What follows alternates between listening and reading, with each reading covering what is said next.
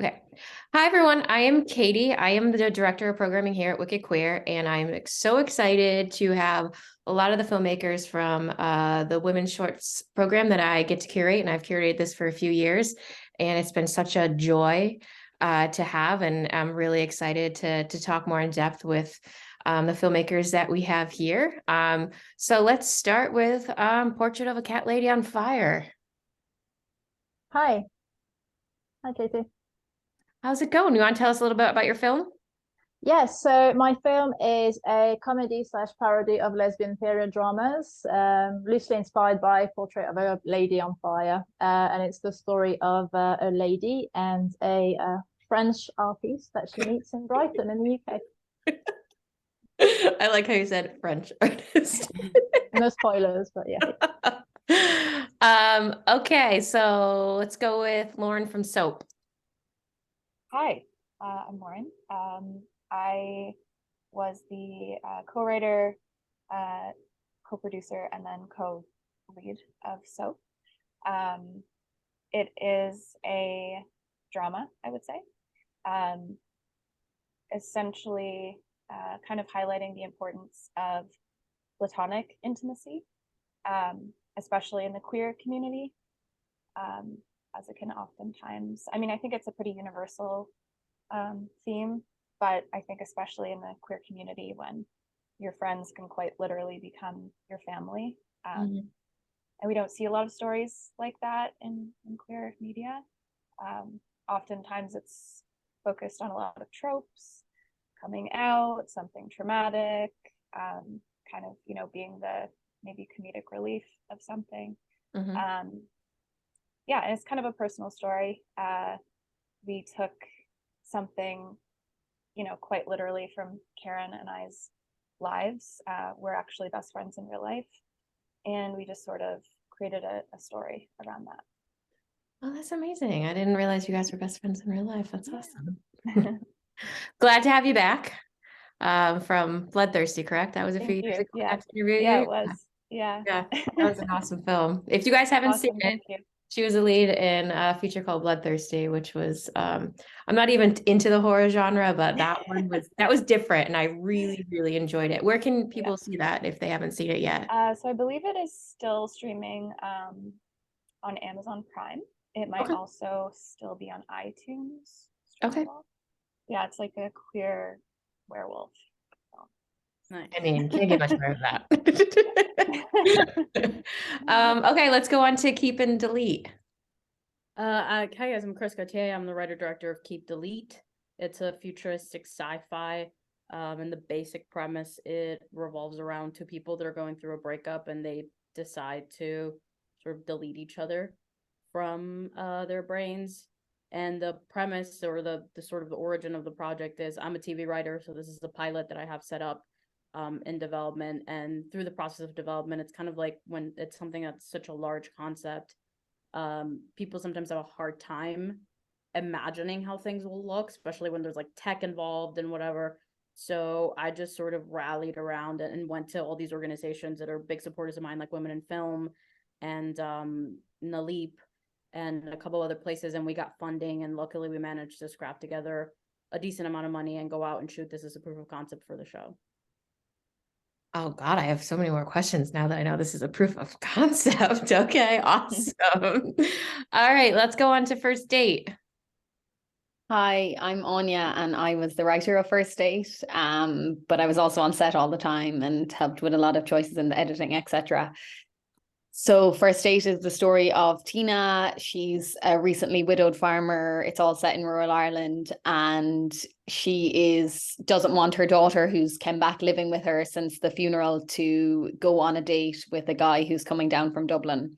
So it's the story of grief, the extremes, and kind of the absurdities we go to when we're trying to cling on to something. Yes, I think it was a really good combination of having some comedic relief in there, but also the heart of it and the drama of it. I thought it was a really good balance. Oh, that's good. Yeah, exactly. Because we actually won Best International Comedy Short Film at Discover Film Awards in London. Okay. And that was interesting because obviously, like, it's more of a drama than a comedy, but there is a lot of dark humor in it. So it's good that those aspects come to light as well. Yeah, because I also curate the comedy section, and I was like debating about where to put it. So I think it definitely does have a very good balance. Oh, that's good. Thanks, Katie. You're welcome. And lastly, you're all right, hun. Hello, I'm Lee. I'm also from Ireland. And You're All Right, Hun is I was the writer and I produced it as well. I'm also in it. And it was inspired by my own experience of being a carer, and wanting to kind of depict that experience in a way that wasn't mournful, where you're still kind of trying to have as much fun with the person as you can. And yeah, I suppose also making sure that I was putting queer relationships center as a queer writer. So yeah. So I'll start with you with my first question.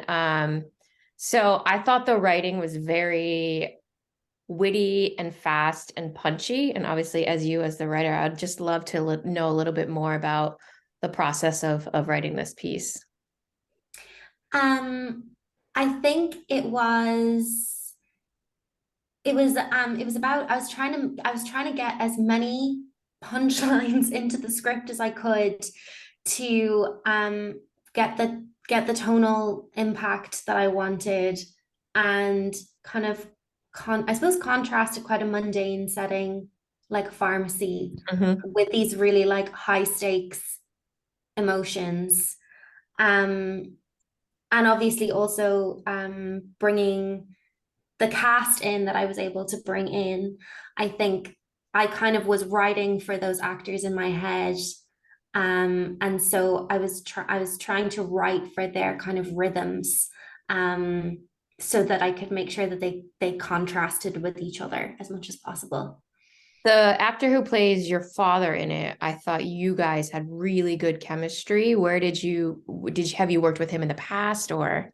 He was actually my clowning instructor at drama school. Okay. And yeah, so he was my teacher when I was doing my actor training in Dublin. And I knew that in order to portray a sick person in a realistic fashion, it was really important that I had an actor who was really in touch with his body, and was really physical. And I think Raymond obviously is very much that, as someone who's coming from a clowning background. He does a lot of Beckett theatre work in Dublin. And so I kind of was like, it either needs to be Raymond or the script isn't happening. Awesome. Okay. My next question is for Lauren. So your director had stated that it was an all crew, and to have 360 filming, and you guys did a lot of improvising. I'd love for you to talk a little bit more about that. And obviously you filmed most of it in a small space in a hotel room. So what was that like? Yeah, I mean, it was definitely a challenge. We spent probably, I mean, once we had all of our crew and everything set, we still had to find a location. And that was just a huge struggle in itself. We wanted it to be a motel room. And we wanted to set it up as if it was kind of like one of those cheesy romantic motels.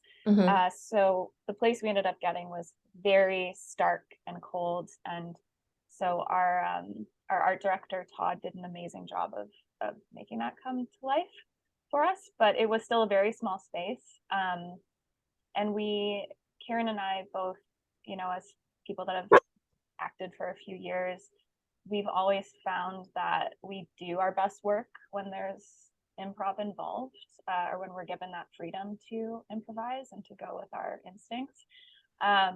So we did have kind of a skeleton script, and there was definitely scenes that we did just stick to the script, but we also, our director let us incorporate a lot of improvisation, which I think really, I mean, especially as two people who knew each other in real life already, it just, I mean, lent itself, I think, even more to these two characters, like chemistry and yeah, just like closeness that is felt even through this kind of like a bit of distance.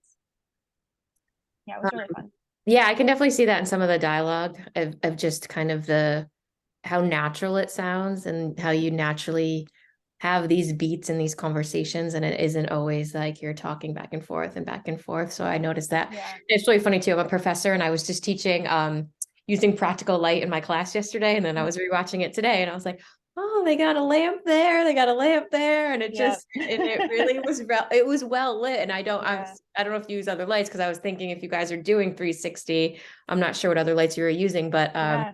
No, it was really well it lit was with all the practical. I think the only kind of lighting techniques that we really did was from outside of the room, just to cheat, daylight and stuff. But Mhm. otherwise, it was all just in the room. And yeah, I mean, I think that all kind of lent itself. We wanted to create something really natural, and that you really don't even feel like you're watching a movie. You feel like you're just like sitting in this room with these two people, watching them deal with something. Yeah. Yeah, loved it. I love your work, as you know. Yeah.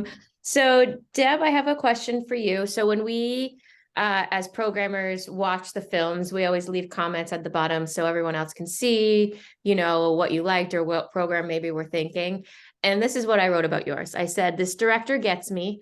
I hate lesbian period dramas, so I love what she did with this piece. And I just just really I hated the Portrait of a Lady on Fire, and I was like, am I missing something that everyone is just like in love with this movie? And it's the same with the Kate Winslet movie. I just like hated that one as well. So I just really liked the tongue in cheek of this. And I read your statement that your partner had given you some hair of your cat, correct? And that's kind of the inspiration of the story. I'd love for you to talk a little bit more about that. Yeah, sure. Also, I'm really sorry. I completely messed up my introduction. It's only 9 o'clock in the evening in England, but it's been a really long day. So yeah, sorry. So I wrote, directed, produced, edited Portrait of a Cat Lady on Fire. And I also shot it because I just wanted to make a short film, and I'd realized that I'd always worked with directors before or cinematographers, but I'd never actually held a camera myself. So I decided to just pick up my phone and do it. So that was my introduction, sorry. And now I've forgotten your question. This is going really well. It's okay. It's okay. I was just commenting how much I loved it because I hate lesbian period dramas. And two, you had said the inspiration came from your partner giving Oh, you yes. hair of your cat into a necklace. So I just love to hear a Yeah. little bit more about that. Yes, so the necklace that you see in the film is actually a necklace that I own. I should be wearing it tonight, actually. So my cat passed away after 17 years, and my then girlfriend decided to surprise me for Christmas and give me a necklace that she had. So she cut some of the hair of our cat, sent it off to Germany to have it encrusted in a beautiful necklace, which you will see in the film. And I didn't really know what to do with that present. It kind of sort of took me by surprise a little bit. And I thought, I'm a writer. What's the best thing I can do? I can write a film about it. So yeah, I kind of just wrote a film around it. And yeah, it was also my frustration at lesbian period dramas, because I think they can be beautifully shot, but they're very slow and they're usually really depressing, and there's not really any, intimacy, or actually in Ammonite there is a lot of intimacy, but it kind of seems to just go from one extreme to another. And I just kind of wanted to just make something ridiculous that just kind of paid tribute a little bit to it, because there's a lot of effort that goes, I think, into these films, but also I think a lot of the time they just completely miss the point. So I just made something that really doesn't take itself seriously. I mean, I shot it on my phone, so and I just worked with a couple of mates, and we decided to do something that was very Brighton, and it's all shot in Brighton, where I live, which is in the southeast coast of England. And we just had a laugh making it, really. You shot that on your phone? Yeah. Well done. Well done. I wouldn't have thought that at all. Oh, thank you. Yeah, I just wanted to see if I could film something, and I didn't have any money. I couldn't afford a crew, and at the time I was developing a feature which I'd been developing for 4 years, and I thought, I'm really sick of waiting for this feature to just get to the next stage.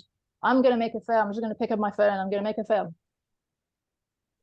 Good for you. I'm glad it was made because it made me laugh and I loved it.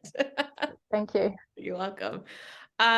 So Chris, with Keep and Delete, one, I remember you submitted this last year, and I'm really glad we get to program it this year, and I'm glad you got to hop on. I'd love to talk about, you said you scrapped together money. I thought the production value is absolutely insane, and it was just so well done within the technology, and then on top of, I think, the chemistry between the two lead actors.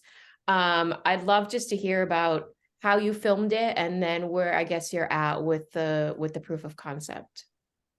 Yeah, totally. I mean, I'll be honest, it was a little more than scrapping together. We had funding sources from, like I said, Women in Film, the Leap, and some private equity. The total budget of the project is, I think, like 275,000. That's sort of like where it lands. And then, so yeah, we got a lot of support from both organizations, but then we also had a killer production team that I put together. It was like a full crew. We shot it with 100% female crew. There was about 30 of us on set, all women, mostly women of color. The entire cast was 3 women mainly. Well, the characters are 3 women. One of our actors is non-binary and Middle Eastern, and the other one is like an Afro-Latina woman, Dominican like me, and the other one's like a Black woman in her 50s. So I just made it a point to, like, there was not a man on that set. So it was fun to not be around any dudes for 3 days and like see women rigging and lugging and like doing things. So and the post-production team outside of our VFX team, my editor is female, my composer is female. So I just made it a point, like I love working with women. And if you talk to anyone who was on that set, most people, and we had these conversations when we were on there, it was like the best set we'd ever been on. There was a point on the 2nd or 3rd day where our camera, like we had an issue with the camera and the set came to a standstill for literally like 4 hours.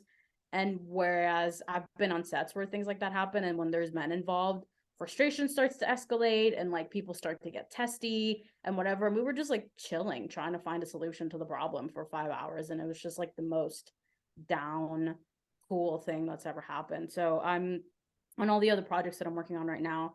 I'm making it a point to also go as close to 100% female crew as I can, because I've seen what that's like and I kind of don't want to ever go back. In terms of where the project is, like I said, I'm a TV writer and director, so we're in pretty deep development on this with a company, and we're out to casting. We have some pretty interesting talent attached already. And just yesterday it was announced that the short film won the HBO and WB short film competition. So we're getting distribution on HBO Max later this year. Congrats. That's awesome. Thank you. Welcome. So yeah, I remember we couldn't screen last year when we got accepted because it was like we hadn't premiered yet. So it was like we had to save the big premiere for some other, like there was like a festival that was coming up that was like you can't have screened anywhere else before, and this was like 2 days before that.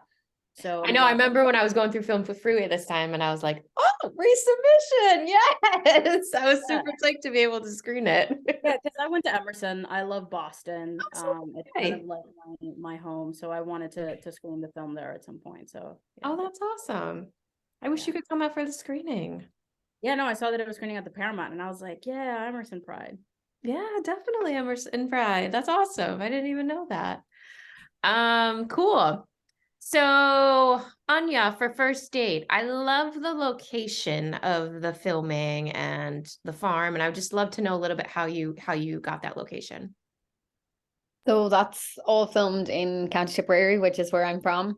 So First Date was funded through a scheme called Engine Shorts, which is a kind of a regional development funding that has just started last year. In Ireland, there's a big incentive now to try and move a lot of the filming locations or like film crews and casts and hubs out of Dublin, which has kind of been the primary hub, I guess, for the last, decades, I guess. So we were really happy, and it was part of our kind of like funding. Part of the reason we got the funding is obviously to film in that area. So we filmed it under the Galtee Mountains, which is a beautiful mountain range about half an hour away from my house. And we just found the location on Airbnb, actually, the farm we used, which was amazing. And the couple that run this kind of holiday cottage, it's a house that used to be in their family They were very, very accommodating and actually very excited to have a film crew there, because at the start they said like they thought it was just going to be a film with maybe like 5 people. They didn't realize that it was like a crew of about 30 people suddenly descending on their farm. But thank God, because obviously sometimes I guess Airbnbs get booked up for filming, and I don't know how happy maybe the owners are about that, but John and Ailish, who ran the farm, they were very, very accommodating towards us. And we shot it in September, so it was, and we got really good weather, so we got very lucky. Yeah, we got very lucky, because the weather in Ireland obviously can be largely rain heavy, so that was brilliant, and it was lovely to be filming out in the fresh air, and yeah, I think everybody had a good time.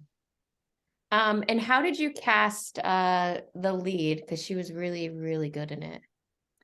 Yeah, so Aisling O'Sullivan is quite a well-renowned, especially theatre actress in Ireland. So she kind of had instantly came to our mind that, oh, we'd love to get somebody like that for the role of Tina, because the role of Tina and Ellie, they're both quite different characters, but obviously the nature of the film is that you want to see that there's kind of a spark between these two women. So thankfully, yeah, she did an amazing job. So we had a casting director as well, but we reached out to Aisling, and thankfully she came on board, so that was brilliant. Yeah, she really she scared me sometimes, but then you really feel for her when her like daughter gets in the car, and then at the end you're like, yes, is this gonna be a new love story? Yes. Exactly. Yeah, exactly. So hopefully there'll be another chapter of Tina and Ellie, but let's see. Yes. Okay. Love it. Part 2. Yeah, part 2. Exactly. So Lee, what was the inspiration behind the really crazy ex? I'm trying to decide what I can say. What I am gonna say is, Yeah. I had a succulent thrown at me in Waterloo train station by someone not long after my father had passed away. And I did just I left that situation and took stock and was like, there's no way I'm not using that. I don't care if it's violating someone's privacy.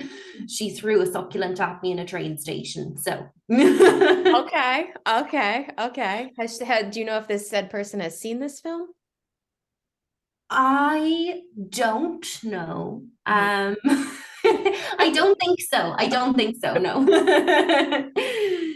So you had kind of stated in the beginning that is this somewhat loosely maybe based on the loss of your father? Yeah. Of how did you find doing this process cathartic at all, and making this film?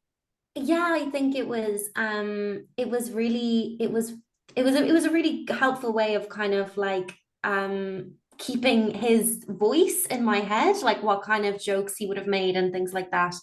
But also I just think I wanted to explore what it is to be like, especially coming out of the pandemic and everything, what it is to find yourself as a carer in your 20s. And that kind of like weird overlap of having responsibilities that somehow don't belong to the stage of life that you're in, and then how do you balance that with like dating, for example. So yeah, I'm currently developing that script into a sitcom pilot, with the basic premise of it being that she decides she's going to have to meet the one before her dad dies, so that he can meet whoever that might be. So it'll be kind of half her dealing with her caring responsibilities, and then the other half of an episode will be her going out on a often ill-fated date. Okay. I love that there's like continuation of a lot of these films. I'm so excited. Deb, with your film, the ending really made me laugh of how terrible the painting was, and then she decided to change her mind. Was that always the initial ending you had in your head? Yes, it was. And actually, I painted it myself, and I was really worried that it might not be I mean, I knew it was terrible, but I had no idea how terrible it was. And I asked some friends, but I think they were trying to be nice by saying, oh, it's not so bad. And I was like, no, I need it to be bad. Like, it needs to be really bad. Otherwise, the film is just going to fall flat. So I'm glad you said so. Thank you. Now I feel bad that you had painted it, but I've done paint night and I have zero artistic ability, so I can see. Yeah, that's great. That's exactly what I wanted. So And where did you cast your lead? the lady, the actress who plays the lady, and actually the actress who plays the French artiste, they are both part of this group of women stand-up comedians, and their group is called the Fanny Testicles. In England, Fanny has a different meaning to in America, I believe. Yes, But I know what it means in English. Yes. Okay, yeah. So the Fanny Testicles, and they're a group of really funny feminist comedians who do shows every so often. And I knew them through that. And Sarah, who plays the French artiste, it was a friend initially, and then I was watching the other actress, Judy, on stage, and thought I've never seen her in a period dress, but I was just watching her being, playing different characters as part of Fanny Testicles, thinking, I bet she would look amazing in a period dress, and she did. She just looked completely the part. So I was really proud of that casting. Actually, I think she did a really good job, and she'd actually never been in a film before. Oh, really? So your first time behind the camera, she's never been in a film before, and look at what turned out. See, when ladies, like Chris said, are doing the thing, everything, it really tends to come out really well. I love it. Lauren, I had a question because you had touched upon this about the beginning about kind of queer platonic relationships, and I would love to have you talk a little bit more about that, because in the beginning, or maybe by the middle, I was like, is something going to happen between them? Because that's what you expect. But then when it didn't, and it was just more about, their friendship and then them kind of mending their friendship after both their breakups, I think I really appreciated that about the film. And I'd love for you to talk a little bit more about that. Yeah, I mean, I think a lot of people, when they first watch it, have that thought in your head. I mean, because that's kind of how stories normally go, right? Like, a lot of films are about a romance, or end up being about romance. And even with queer stories, it's like something like this that can start out about friendship. You're kind of expecting it to go into like a sexual territory or a romantic territory. And so we kind of wanted to just not do that. Also because that was just the story we wanted to tell, but it kind of also just makes you think about the way that we've been kind of like trained to view romance in a way. Like, romance can also be, in my opinion, it can be platonic. And I think that sometimes, I think, like, for us, the most interesting part was because we wrote this right sort of when COVID started, and we were realizing how, I think a lot of people were realizing in that time of like, okay, where do I actually want to put my energy and my time? Who are those people that are like still around, who are like still talking to me, even though we can't see each other in person every day? And just kind of realizing that we had been placing, our time and our energy and importance on maybe relationships first, as opposed to our friendships. And in the past had done that and fallen a bit out of touch. And that's where this story stems from. So yeah, I think we just really wanted to highlight that and to make people think about intimacy a bit differently. Like I said, I think it's a very universal thing, but I think especially in the queer community, it's quite important to really like nurture those friendships and those connections. Yeah. And I also like the line you about the bathrobes when you said, God, how binary.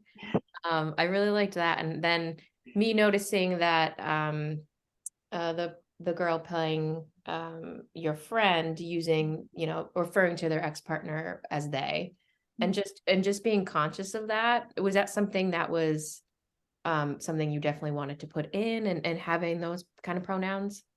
Yeah, I mean, I think it was something that was important to us, but also that is the truth.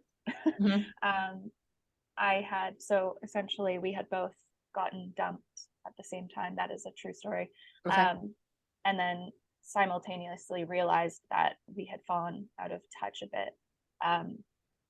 And Karen's partner was non-binary, and my partner identified as female. Mhm. And so it was actually just like coming from a true story as well.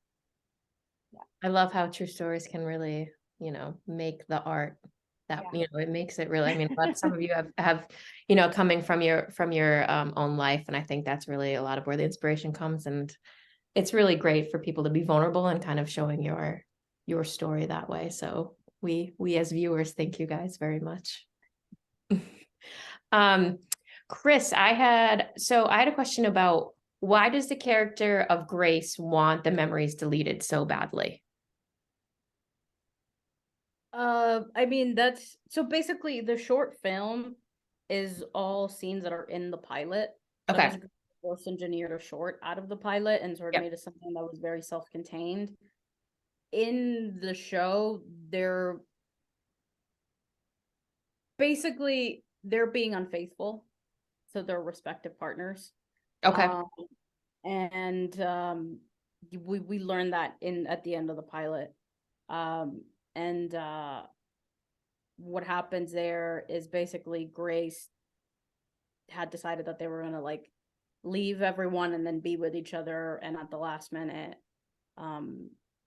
Ari sort of backed down and was like, I'm not gonna leave my partner. And Grace was very heartbroken by that, and then sort of just kind of went cold. So that's sort of the bigger picture.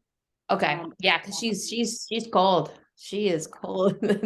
Yeah, she had sort of gone all in and was like, okay, we're doing this, we're doing the thing, and there's like bigger things at play in the show, and there's a reason why Kari doesn't want to go through with it at this point. Not because she doesn't love Grace, but there's like loyalties and again other things that are happening. But yeah, the short answer is that this was an affair. And they had decided to both leave, and then at the last minute Kari was like, let's put the brakes on that. Okay. And also, is the first 4 minutes, is that one shot? It's one 360 shot. Yeah. Beautiful. And how many takes did that take? I don't think that many. Okay. The only reason why we had to do it multiple times is because we shot in LA, our VFX team was in New York.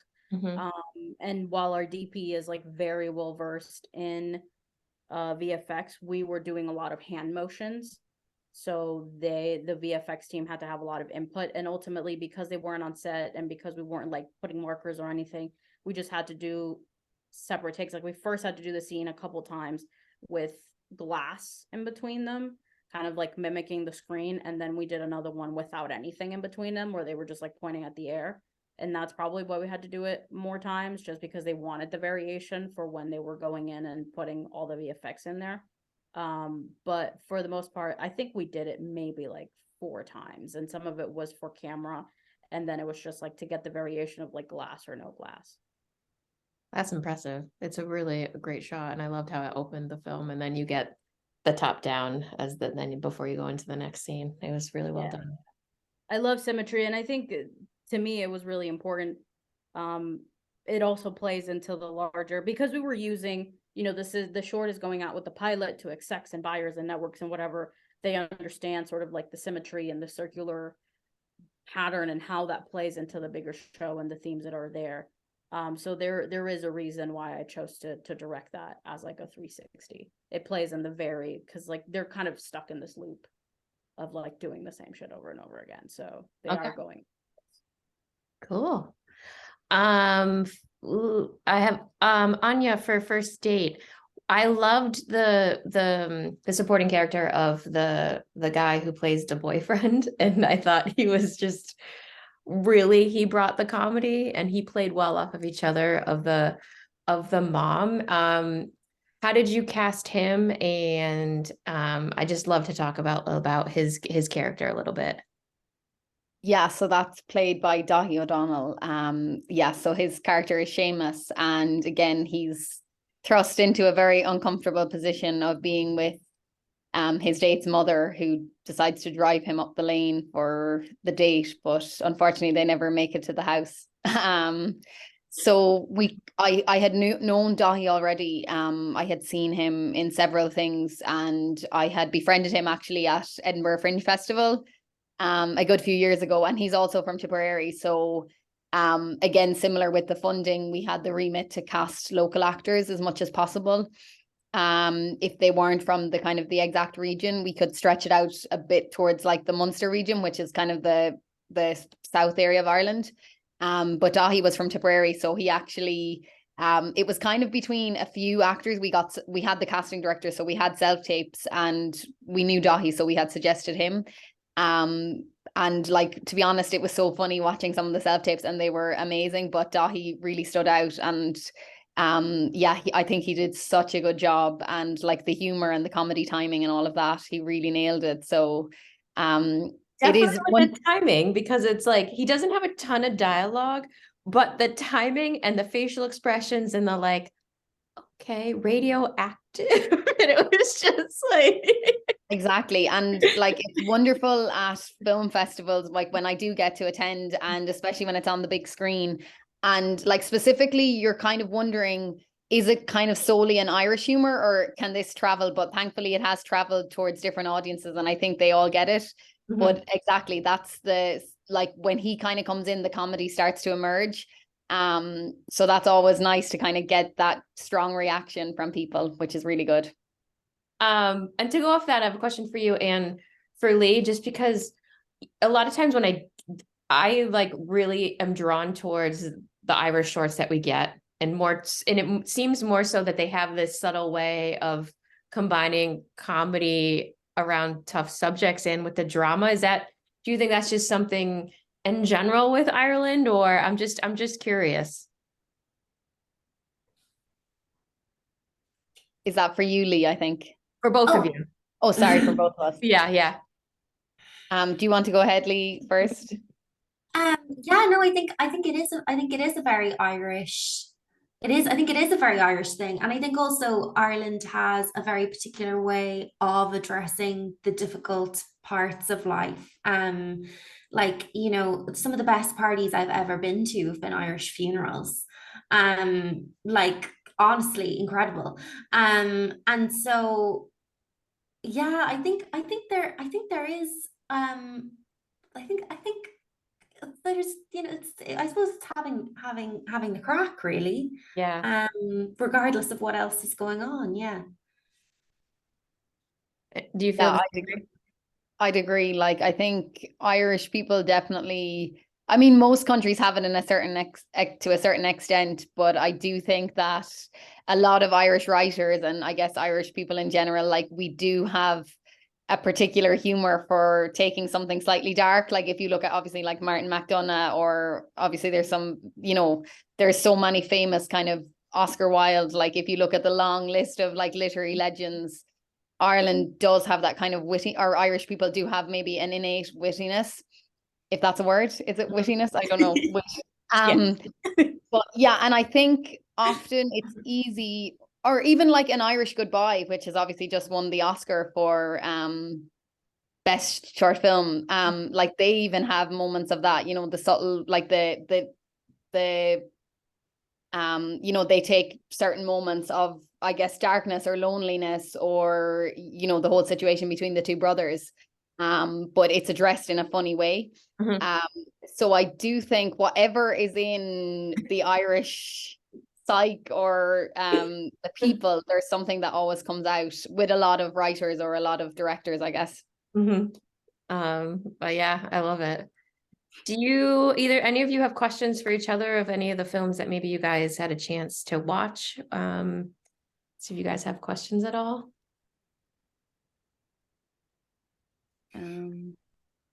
I personally apologize. I didn't have time to watch any of them. We've been doing a film festival here as well, but I plan to watch them this weekend, and I'm very excited, especially after hearing all of your input.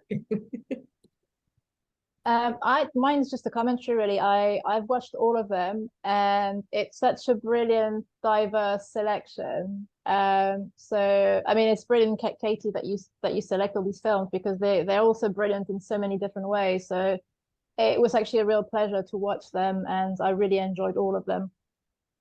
Yeah, I think I try to, at least over the years, try to put some humor in the women's, because a lot of times it could be very dramatic. And so this year was just like very, I think, nice not to have such, overly dramatized shorts. And I think I really try to go out of my way to make a diverse selection. So I'm really happy and proud of what, you guys have made, and be able to put this program together with you all.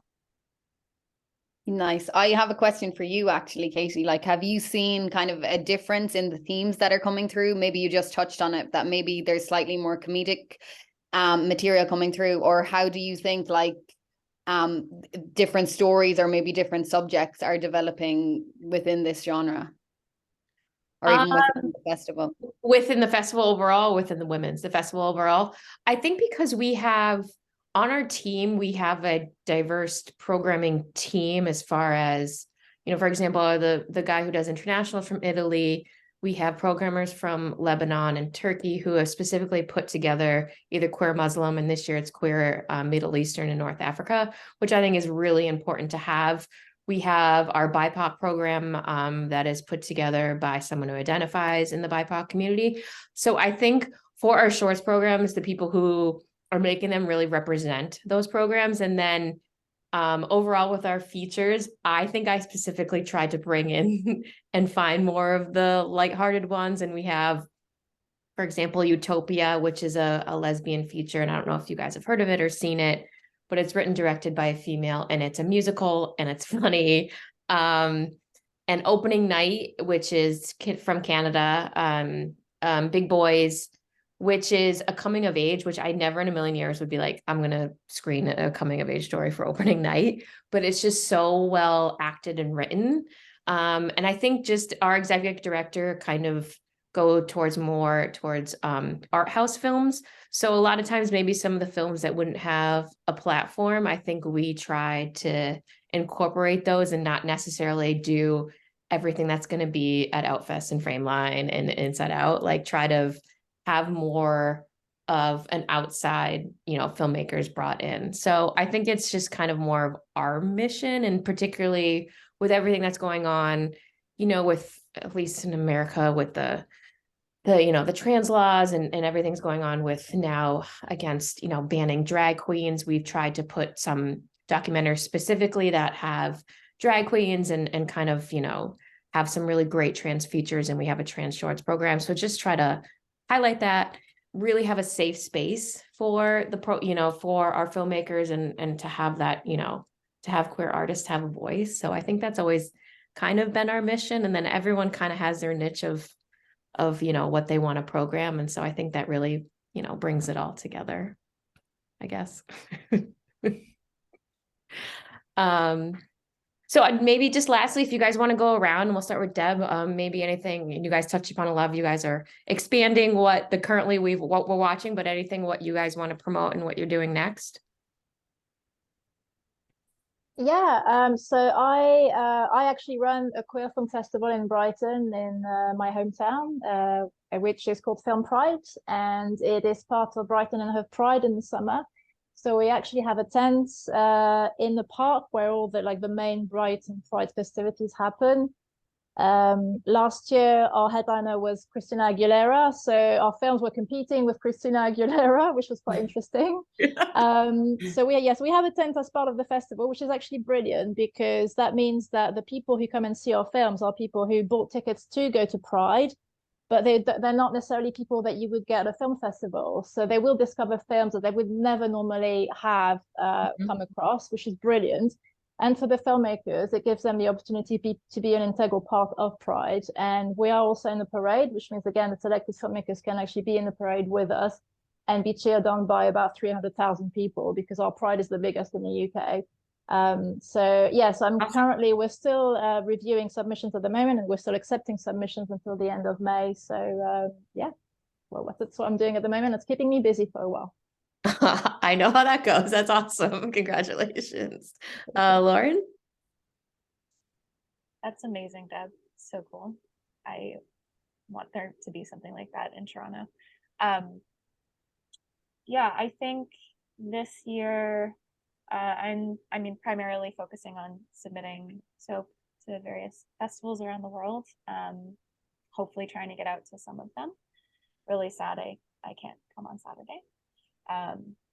But yeah, I am always writing. I have a few things kind of in the works, but it might take me a few years to get them off the ground. But I do have another feature coming up that I will be shooting this year. So that's Will you be acting in it as well? Oh yeah, I'll be acting in it. Yeah, I didn't write it. Just Okay. acting. Yeah. All right. Can we hear a little bit about it or no? It's a psychological thriller. Okay. It's all kind of set at a family cottage. These friends from college and high school kind of get together in the summer to stay at this cottage together, and there's a lot of tense moments. Yeah. Okay. Keep us posted. Keep I us will. posted. Yeah. And Anya, what about you? So I have a play coming up, a theatre show in London for 2 weeks in May. That's called Kitty in the Lane, and I wrote that, and I'm also acting in it. It's a one-person show.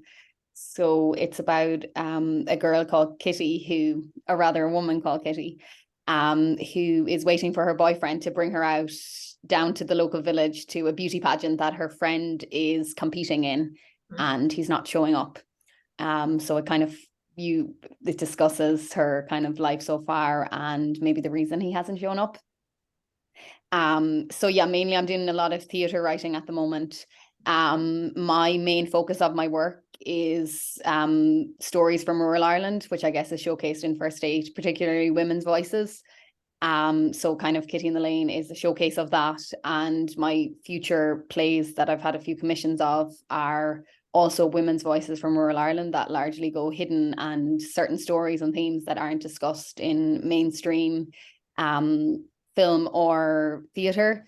And I have another short film project that I'm trying to get funded at the moment as well. So, and that I hopefully will try and direct myself. So let's see how that goes. Okay. Awesome. Congrats. More women directors.